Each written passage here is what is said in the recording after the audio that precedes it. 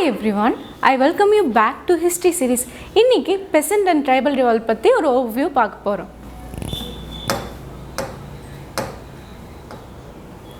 இந்த டாபிக்ல என்னென்ன இம்பார்ட்டன்ட்டான ரிவால்ட் எங்க படிக்கணும் அப்படினு நான் ஒரு overview சொல்ல போறேன். First peasant revolt. Peasant revolt அப்படினா விவசாயிகளின் கிளர்ச்சி அப்படினே சொல்லலாம்.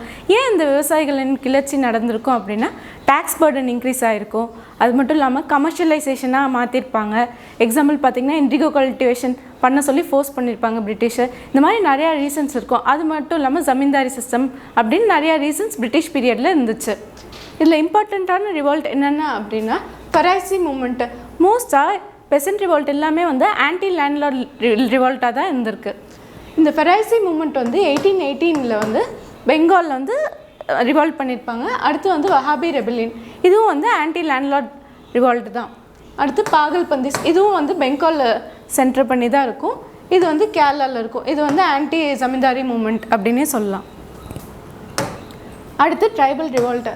ட்ரைபல் ரிவால்ட் எதனால் நடந்திருக்கும் அப்படின்னா ஃபாரஸ்ட் பிரிட்டிஷ் வந்து ஃபாரஸ்ட் ஆக்குபை பண்ணியிருப்பாங்க, கிளியர் பண்ண ஸ்டார்ட் பண்ணியிருப்பாங்க. அவங்கள வந்து வேறு பிளேஸ்க்கு ஷிஃப்ட் பண்ண சொல்லியிருப்பாங்க. நான் ட்ரைபல்ஸ்லாம் வந்து ஃபாரஸ்ட் லேண்ட்குள்ளே என்டர் ஆகிருப்பாங்க. அதனால ட்ரைபல் அப்ரைசிங் நடந்திருக்கும். இதில் இம்பார்ட்டண்ட்டாக நீங்கள் என்னென்ன படிக்கணும் அப்படின்னா கோல் அப்ரைசிங்ஸ். இதெல்லாம் மோஸ்ட்டாக வந்து அந்த சோட்டா நாக்பூர் சிங்பம் ரீஜனில் இந்த ரிவால்ட்லாம் நடந்திருக்கும். அப்புறம் சாந்தல் உள்ள இதில் யார் யார் என்னென்ன பண்ணாங்க, இந்த ரிவால்ட்டோட இயர் என்ன ரீஜனில் நடந்துச்சு, இதில் என்னென்ன ஆக்ட் கொண்டு வந்தாங்க அப்படின்னு நீங்கள் கொஞ்சம் எலாபரேட்டாக படிக்கணும். அடுத்து முண்டா ரெபெலியன். முண்டா ரெபெலியன் வந்து மோஸ்ட் இம்பார்ட்டண்ட்டான ரெபெலியன்னே சொல்லலாம். ஃப்ரீக்வெண்ட்டாக வந்து முண்டாங்கிற பேர் வந்து நியூஸ்லலாம் வந்துட்டுருக்கோம். அடுத்து பில் அப்ரைசிங்ஸு. ஸோ இதெல்லாம் இம்பார்ட்டண்ட்டான ட்ரைபல் ரிவால்ட்டு. இது ரெண்டுமே வந்து நார்த் ஈஸ்ட் ரீஜனில் நடந்த ரிவால்ட்டு. அடுத்து கிரேட் ரிவால்ட்டு. இது வந்து ரொம்ப ரொம்ப இம்பார்ட்டண்ட்டான டாப்பிக்கு. இந்த டாப்பிக்லேருந்து மினிமம் ஒரு 1 to 2 கொஷின் எல்லா எக்ஸாம்லேயும் கேட்குறாங்க. இதோட காசஸ் என்ன, சோஷியல் காசஸ் என்ன, பொலிட்டிக்கல் காசஸ் என்ன, எக்கனாமிக் காசஸ் என்ன, இமீடியட் காசஸ் என்ன அப்படின்னு ப்ரீஃபாக படிக்கணும். அடுத்து கோர்ஸ் ஆஃப் ரிவால்ட்டு. கோர்ஸ் ஆஃப் ரிவால்ட்டில் என்ன படிக்கணும் அப்படின்னா பிளேசஸ் ஆஃப் ரிவால்ட்டு, லீடர்ஸ், எந்தெந்த பிளேஸில் எந்தெந்த லீடர்ஸ் வந்து இந்த ரிவால்ட் ஆர்கனைஸ் பண்ணாங்க, என்னென்ன பிரிட்டிஷ் அஃபீஷியல்ஸ் வந்து இந்த ரிவால்ட்டை சப்ரஸ் பண்ணாங்க அப்படின்னு படிக்கணும்.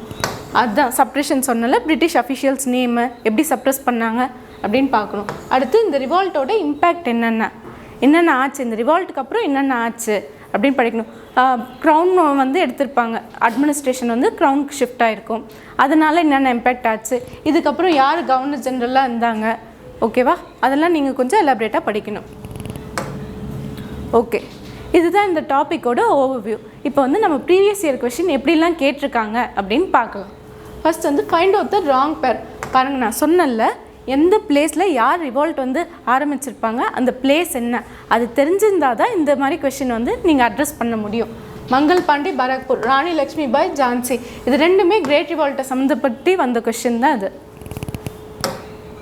அடுத்து அப்ரைசிங்.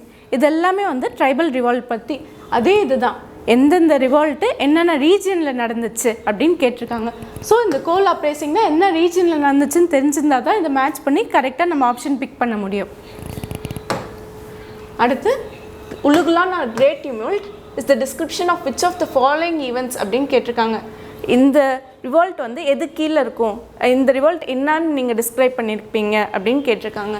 இது வந்து எக்ஸாக்டாக வந்து பிர்சா முண்டா ரிவால்ட் தான். இது வந்து ஸ்கூல் புக்லேயே டைரெக்டாக இருக்குது. ஓகே, இதுதான் வந்து இது வரைக்கும் பார்த்தது அப்ஜெக்டிவ் டைப் கொஷின். இப்போ வந்து டிஸ்கிரிப்டிவ் எப்படி கேட்டிருக்காங்கன்னு பார்ப்போம். Justify that 1806 Vellore mutiny was a precursor to 1857 sepoy mutiny. இந்த ரிவால்ட் இதுக்கு எப்படி ப்ரிக்கர்சராக இருந்துச்சு அப்படின்னு பார்க்கணும். கிட்டத்தட்ட இது ரெண்டுமே சிமிலர் டைப்பாக தான் இருக்கும். இது எப்படி இதுக்கு இதாச்சு அப்படின்னு நம்ம கொஞ்சம் எலாபரேட்டாக எழுதணும் அப்படின்னா இதில் ஈஸியாக மார்க்ஸ் ஸ்கோர் பண்ண முடியும். அடுத்து describe the peasant uprising during colonial rule in India. என்னென்ன பெசன்ட் அப்ரைசிங் நடந்துச்சு நம்ம பார்த்தோம் இல்லையா, Faraizi movement, Wahabi rebellion, Champaran. So அதெல்லாம் நீங்கள் கொஞ்சம் எலாபரேட்டாக எழுதணும். ஓகே, இந்த டாபிக் பற்றி இன்னும் நீங்கள் டீட்டெயில்டாக படிக்கணும் அப்படின்னா சமச்சீர் கல்வி டெக்ஸ்ட் புக்ஸ் 8, 10, 11 ரெஃபர் பண்ணிக்கோங்க. அப்புறம் ஸ்பெக்ட்ரம் புக்கும் ரெஃபர் பண்ணிக்கோங்க. ஓகே, அவ்வளோதான் இந்த டாப்பிக்கோட ஓவர்வியூ. நம்ம நெக்ஸ்ட்டு வேறு டாப்பிக்கில் பார்க்கலாம். நீங்கள் வேறு கோர்சஸ் என்ரோல் பண்ணால் ஸ்ரீ ராஜீவ் காந்தி ஐஏஎஸ் அகாடமி வெப்சைட்குள்ளே போய் கோர்ஸ் என்ரோல் பண்ணிக்கோங்க.